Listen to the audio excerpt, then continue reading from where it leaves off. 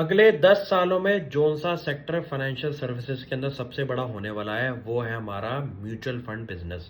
आप ये सोचिए कि इंडिया के हर घर के अंदर प्योर मार्केटिंग करके जो सिप वाला बिजनेस शुरू हुआ है, जिसको आज की डेट में सिस्टमेटिक इन्वेस्टमेंट प्लान कहते हैं।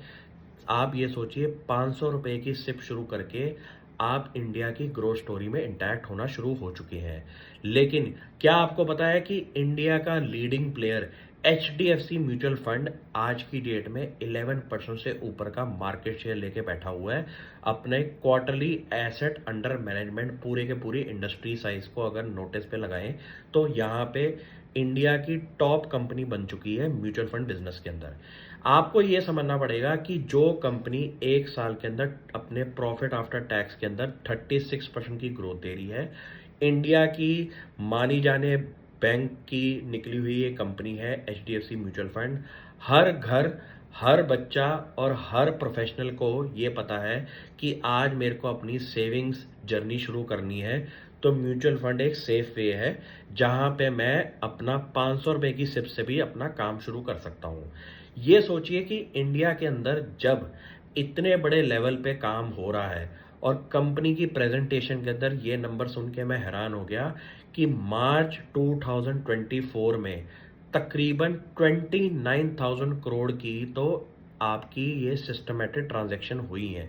तो ये सोचिए आज हम 2024 में खड़े हैं।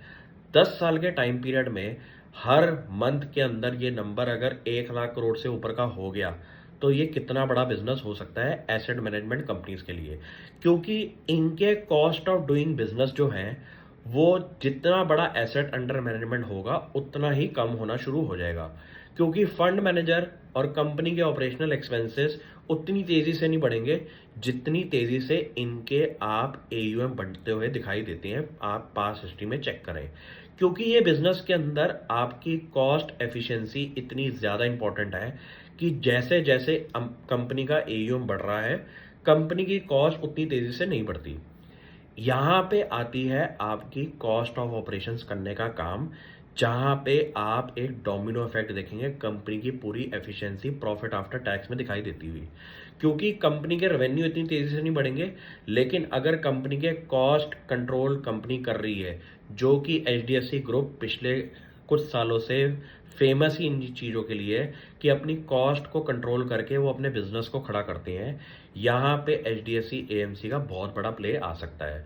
ये कुछ चीज़ें इतनी इंपॉर्टेंट है कि अगर मैं सपोज इनके पोर्टफोलियो इन्वेस्टर्स की बात करूं, जो कि फोलियोज के नाम से माने जाते हैं, जो कि यूनिक पोर्टफोलियोज हैं, वो इस टाइम तकरीबन तकरीबन 9 मिलियन के आसपास हो चुका है नंबर।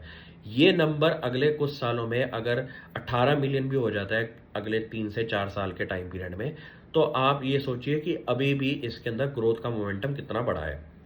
आपको ये समझना है कि इंडिया में जितनी भी सेविंग्स बास्केट है उसके अंदर कंट्रीब्यूशन म्यूचुअल फंड बिजनेस का बहुत बड़ा होने वाला है। हाईएस्ट ग्रोथ कैटेगरी के अंदर मेरे हिसाब से फाइनेंशियल सेक्टर के अंदर यही बिजनेस बनता है। यहाँ पे गिनती की कुछ कंपनीज लिस्टेड स्पेस में है, उनको छटाई करके पढ़ना शुरू करें। उनमें आप ये सोचिए कि कितना बड़ा प्ले अभी बाकी शुरू होना है। आप ऐसा करने से इंडिया की ग्रोथ स्टोरी में भी पैसा लगा रहे हैं और ऐसे बिजनेसेस जो कि आउट परफॉर्म करने वाले हैं। ऐसा काम करना शुरू कर दीजिए, कभी भी मार्केट गिरावट में प्रॉब्लम नहीं आएगी।